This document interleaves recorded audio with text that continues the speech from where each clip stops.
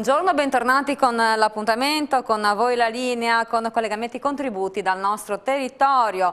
Il Presidente della Regione Massimiliano Fedriga ha preso parte alla posa delle pietre di inciampo per ricordare a Trieste le vittime della deportazione. Ha voluto lanciare un monito davanti a manifestazioni di intolleranza verso il popolo ebraico che ancora oggi avvengono. Il governatore ha poi fatto il punto sulla situazione politica nazionale e possibili sviluppi, aprendo anche alla nomina di Silvio Berlusconi come Presidente della Repubblica per il dopo Sergio Mattarella.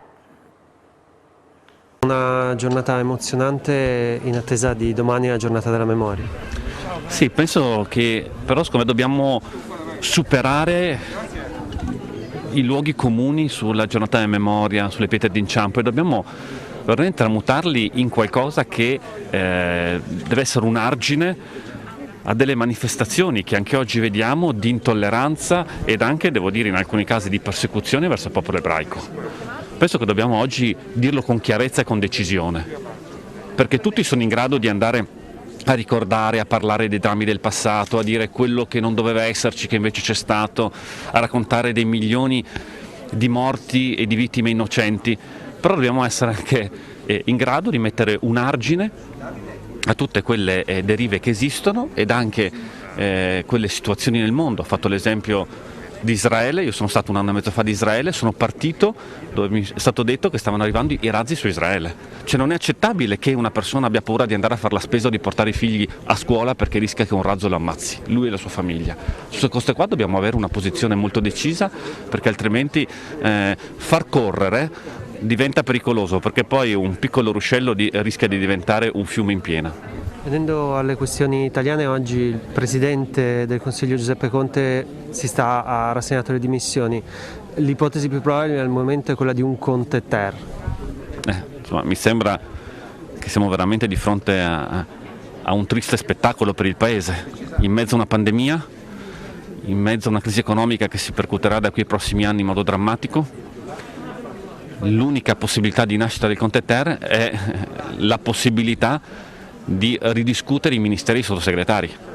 Cioè, se il problema del Parlamento in questo momento è avere più posti per uno o per l'altro, per ministri e sottosegretari, io penso sia un problema vero per questo Paese. Salvini sta ricompattando il centrodestra, sei preoccupato magari da quello che potrebbe fare Forza Italia? No, ma il centrodestra penso che riuscirà a tenere la compattezza che ha dimostrato fino ad ora. Quindi l'intento di tutti i rappresentanti del centrodestra è quello di far sì che il Parlamento sia reale rappresentante del popolo. Un'ultimissima domanda, rosso scuro secondo l'Unione Europea, cosa ne pensa? No, intanto mi sembra che sia una cosa molto aleatoria che non accadrà. Seconda cosa, già i dati di questa settimana vedrete, saremo sotto i famosi 500 per 100.000 abitanti. Terzo, e invece questo penso sia la riflessione più seria, è che questo tipo di parametro che abbiamo, come vi ricordate, con tutte le regioni, compreso il Ministro della Salute Speranza, abolito per il calcolo delle nuove zone in Italia, cioè l'incidenza su 100.000 abitanti, è sbagliato perché penalizza i territori che fanno più tamponi. Quindi noi siamo la regione che fa più tamponi molecolari, proporzionalmente, che riteniamo ancora, i nostri esperti ritengono che siano il gold standard e quindi quelli più affidabili. È chiaro che se uno fa più tamponi, trova più positivi e l'incidenza è maggiore, però noi dobbiamo premiare chi fa un forte lavoro di ricerca del positivo, non andare a penalizzarlo. In teoria se uno non fa tamponi non ha incidenza e può girare liberamente, felicemente in tutta Europa. Ecco. E questa mattina a Trieste sono state installate 13 pietre di inciampo per ricordare le vittime della Shoah. Una cerimonia ricca di commozione e di ricordi in vista anche delle celebrazioni della giornata della memoria di domani. Il rabbino Alexander Meloni ha voluto evidenziare come in questo momento storico ricordare sia fondamentale, mentre la paura è di avere una nuova società sempre più individualista e meno comunità. Oggi si installano nuove pietre d'inciampo perché è fondamentale e importante non dimenticare neanche in questo periodo storico. Assolutamente, in realtà dobbiamo evitare che tutto questo diventa solo e unicamente storia, qualcosa di totalmente impersonale e lontano dalle nuove generazioni. Per questo queste pietre permettono di mantenere viva la memoria e dunque una trasmissione viva anche per le nuove generazioni, in modo che si possa riflettere e non commettere gli stessi errori del passato. È un mondo diverso quello di oggi, è un mondo dove sicuramente la pandemia ha cambiato certe abitudini. Ci stiamo riscoprendo migliori o peggiori? Peggiore non si deve mai dire che si scopre peggiore, ma ci stiamo scoprendo come fondamentalmente sociali e con una necessità di socialità. Nel stesso tempo scopriamo una vera paura di ognuno di noi, dell'altro, quindi per cui sono un po' mitigato con quello che sta succedendo, ho paura che l'individualismo possa vincere e allontanare le persone, dunque dobbiamo fare un grande sforzo per abbandonare un po' tutti i sistemi delle reti sociali e cercare di ritrovarsi appena possibile fisicamente. Domani la giornata della memoria è una data fondamentale per l'umanità. La giornata della memoria di domani, che ricorda la Shoah, deve ricordare non solo la Shoah ma soprattutto quello di cui un gruppo di uomini è capace, portando fino alle ultime conseguenze delle teorie completamente sbagliate che si basano sulla differenziazione tra gli esseri umani, dando una scala di valore all'umanità, uomini migliori e sottouomini, e per questo è fondamentale di continuare e andare avanti ricordando questo momento.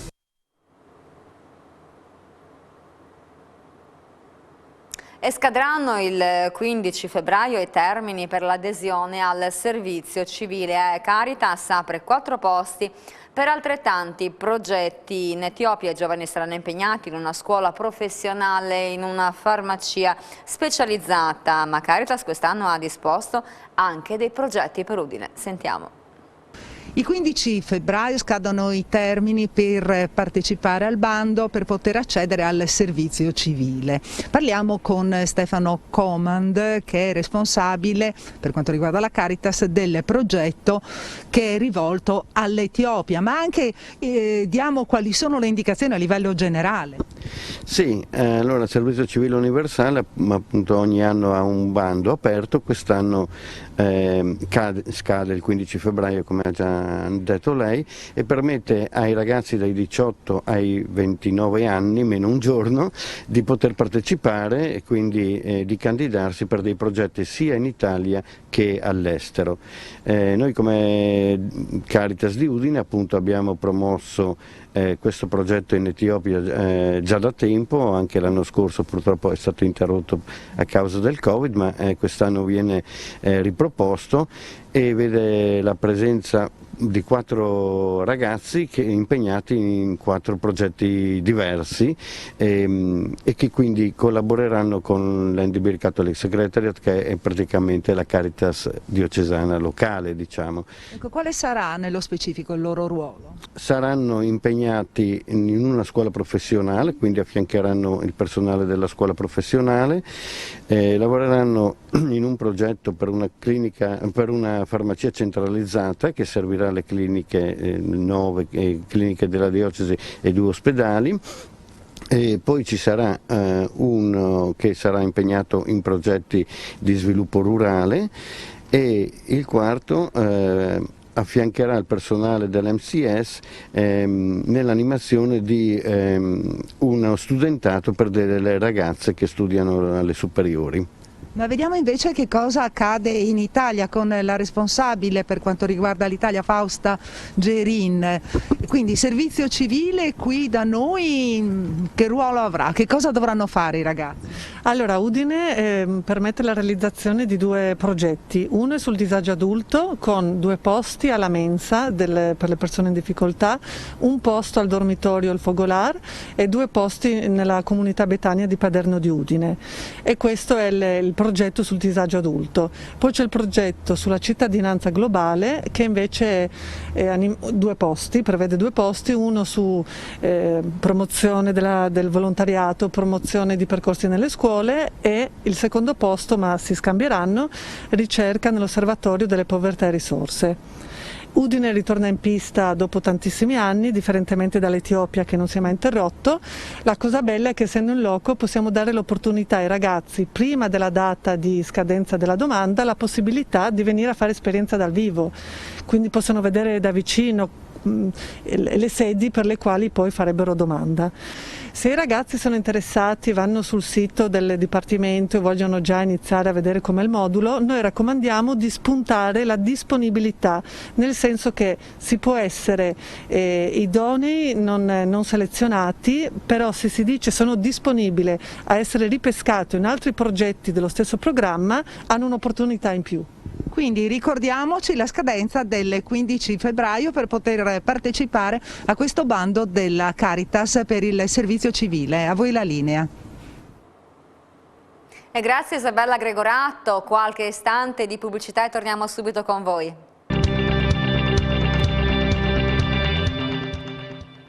E bentornati con l'appuntamento di A Voi la Linea. Andiamo subito in diretta ad Attimis, ci colleghiamo con Alexis Sabot per la premiazione ufficiale della Proloco, vincitrice della 5ª edizione di Lo Sapevo, il quiz con protagoniste le Proloco del nostro Friuli. A te la linea, Alexis. Sì, buongiorno Paola, ci troviamo in diretta al Castello di Partistanio nel comune di Attimis, una splendida location per premiare la Proloco che ha vinto la 5ª edizione di Lo Sapevo, la Proloco Alta Valmalina Attimis. Ci ha raggiunto per l'occasione anche il direttore della Società Filologica Friulana Feliciano Medeot, pronto per consegnare ufficialmente la coppa al presidente della Proloco Marco Cobessi. Eccolo qua, la coppa alla Proloco vincitrice di questa edizione, che per l'occasione ha preparato i prodotti proprio della loro sagra. Marco, una soddisfazione? È un bellissimo momento, a parte tutta la pandemia, tutte queste storie, perché le nostre Proloco non possono fare attività, però almeno qualcosa siamo riusciti a prendere, a vincere. Questo lo dedico a tutta la Proloco, a tutti i volontari che ci aiutano e sono sempre attivi. Un saluto alle 2 altre Proloco che sono sempre con noi, la Proloco Amici di Porzus e la Proloco Subit. Davvero bravi, perché avete comunque voluto presentare i vostri prodotti oggi qui in questa splendida location, i prodotti legati ai frutti della vostra sagra. Sì, questi è una piccola selezione dei prodotti che troverete insomma alla Sagra delle Fragole dei Lamponi, che solitamente è a giugno, fine giugno, inizi di luglio. Speriamo di poterla fare quest'anno e qui si possono vedere il risotto, che è il piatto, diciamo, per eccellenza nostro, lo facciamo espresso alla Sagra con le fragole. E poi abbiamo la torta alle fragole lamponi, alla crostata alle fragole lamponi, il drink al lampone, che è molto, molto ricercato, e poi ce n'è altri 40, quindi diciamo abbiamo molta scelta qui nella Sagra delle Fragole dei Lamponi ad Attimis. Davvero complimenti, voi siete riusciti a organizzare diverse cose online quest'anno, no? La Sagra in realtà non siete riusciti a realizzarla, ma ci ha raggiunto anche il sindaco Sandro Rocco. Con lei volevamo innanzitutto complimentarsi con lei, perché questa è una location bellissima. Al momento il castello non è visitabile, ma generalmente qui si possono realizzare delle visite guidate con le scolaresche e anche eventi privati. Certamente il castello è aperto da marzo ad ottobre e quindi si presta a tutte queste attività, che sono poi coordinate dal Museo Archeologico, dalla ditta che gestisce il Museo Archeologico di Attimis, che è ugualmente aperto nel fine settimana nello stesso periodo. In questo comune ci sono più Proloco, però la Proloco Alta Valmarina di Atimis ha raggiunto questo risultato. Un plauso a loro, ma a tutti i volontari che naturalmente sono attivi nel territorio. Certamente dobbiamo fare i complimenti al presidente Marco Cobessi, ma a tutta la squadra che l'ha accompagnato in questa avventura. E anche perché anche l'anno scorso avevano raggiunto anche un certo traguardo, che era quello dei quarti di finale, quindi veramente complimenti a loro, complimenti per questa prestazione, ma in generale a tutte le Proloco, a tutte le associazioni per l'attività che portano avanti nel nostro territorio. Sono numerose e l'amministrazione comunale non potrebbe certamente privarsi della loro attività, del loro impegno per valorizzare le nostre peculiarità. Infatti Sindaco, è stato un anno difficile anche per le associazioni questo, diverse iniziative sono state bloccate, ci auguriamo che anche questa giornata possa portare bene per la Proloco di Atimis e anche per le altre, per tutte le iniziative che organizzano e il Comune naturalmente sostiene. Ma certamente, speriamo che questo sia di augurio a che si possano aprire tutte quelle iniziative, tutte quelle attività che normalmente nel nostro territorio, ma più in generale nel territorio italiano, se non mondiale, vengono svolte. Quindi ci auguriamo che questa sia proprio un preludio per una stagione di grandi soddisfazioni per tutte le associazioni. Grazie al Sindaco, complimenti alla Proloco di Atimis, grazie a Feliciano Medeot, direttore della Società Filologica Friulana, che ci ha raggiunto per questa occasione e per gustare i prodotti proposti dalla Proloco. Grazie a voi, a voi la linea. Allora grazie Alexis, anche con Martina Beraldo come supporto tecnico per le splendide immagini. Ci colleghiamo adesso in diretta da Udine con Isabella Gregoratto, che si trova con Gian Domenico Ricci a seguire i lavori della giunta municipale. A te la linea, Isabella. Grazie Paola, grazie anche ai nostri amici telespettatori. Cominciamo, intanto sono con i due assessori, con Fabrizio Cigolotta alla cultura e con Loris Michelini, vice sindaco. Con Fabrizio Cigolotta parliamo di un'iniziativa del Comune per valorizzare personaggi del Friuli, personaggi che hanno parlato della friulanità. Prendiamo ad esempio lo scrittore Carlos Gorlón, al quale sarà dedicato un monumento che verrà posto davanti alla sede della Biblioteca Civica. Infatti è in corso, facciamo bisticcio di parole, un concorso sui bozzetti. Sì, esattamente. Noi avevamo previsto di realizzare la statua, però per decidere quale statua realizzare, nell'avviso che avevamo proposto ancora l'anno scorso, avevamo detto che ci sarà anche una giuria popolare che vaglierà gli elaborati e darà delle indicazioni. Pensavamo di fare questo confronto, questa consultazione con i nostri concittadini mettendo i bozzetti qui a Palazzo d'Aronco in modo tale che ciascuno volesse venire, le vede e poi fa nell'urna deposita una scheda dicendo preferisco questo, però purtroppo siccome non possiamo farlo metteremo questi bozzetti online nel sito internet del Comune e lì ciascuno potrà dire preferisco questo, preferisco quell'altro. Questo per Carlos Gorlón. Comunque sono in programma una statua dedicata a Precheco Placereani praticamente, che dovrebbe essere posta in piazza 20 settembre. E poi altre 5 lapidi. Sì, esatto, abbiamo iniziato con Sgorlon, adesso vediamo, dopodiché proprio per volontà del signor Sindaco vogliamo realizzare una statua dedicata a questo grande autonomista, ma anche scrittore, traduttore della Bibbia in friulano, Don Francesco Placereani, Precheco Placereani, da realizzare e collocare in piazza 20 settembre. E poi 5 altre persone importanti di questo nostro territorio, del Friuli, Tiziano Tessitori, quindi proporre una lapide nell'abitazione che era in piazza Primo Maggio esattamente, Novella Cantarutti che visse non a Udine ma insegnò a lungo al Malignani, quindi presso il Malignani, così anche i giovani avranno lo stimolo di conoscere. Ecco, poi ricordiamo Lello Chianton, poi ricordiamo Giuseppe Marchetti in via Cussignacco, Gianfranco D'Aronco. Ecco. L'anno scorso nella sua abitazione di via Savorniana 27. Ecco, e con noi anche il vice sindaco di Udine, Loris Michelini, perché la giunta comunale ha deciso di valorizzare i 2 parchi cittadini, il Parco del Torre e il Parco del Cormor, arricchendoli di essenze arboree nostrane. Sì, diciamo che questo è un ulteriore progetto che riguarda i due parchi cittadini, quello del Cormore e quello del Tore. Sicuramente questa valorizzazione fa parte va ad aggiungersi agli altri 3 progetti. Questo si tratta di sistemare praticamente alcune strade laterali che attualmente non sono accessibili, più l'aggiunta di alberi di essenze arboree friulane che contraddistinguono un po' il nostro essere e che permettono anche ai ragazzi, ma soprattutto alle scuole e anche agli amanti della natura, di poter avere un confronto diretto con le nuove essenze arboree. In più i prati stabili, che vogliamo valorizzarli perché lì è un intervento particolare, e soprattutto anche quanto riguarda la sistemazione generale di alcuni passaggi, anche qui nel Cormore, secondari, che meritano la loro valorizzazione. Il progetto costa sui 131.000 euro, la richiesta di oggi in giunta è quella alla Regione, in base a una legge 42, se arrivano dei soldi ci aiuterebbero a completare questo progetto. Quindi chiedete alla Regione un finanziamento, tanto più che è prevista la valorizzazione soprattutto delle essenze arboree nostre. Sì, infatti dovremmo riuscire ad ottenerlo, e questo va ad accelerare i tempi anche per la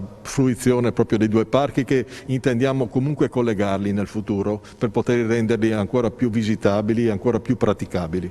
Bene, ringraziamo anche il vice sindaco di Udine Loris Michelini, ringrazio Gian Domenico Ricci per le riprese e restituisco la linea allo studio. A te Paola. Grazie a Isabella Gregorato e ai suoi ospiti. Prima di chiudere, un aggiornamento sulla crisi politica. Governo Conte 2 al capolinea con il Premier che in mezz'ora di colloquio culinario con il Presidente della Repubblica ha rassegnato le dimissioni. Una crisi al buio dopo più di un mese di tensioni fortissime.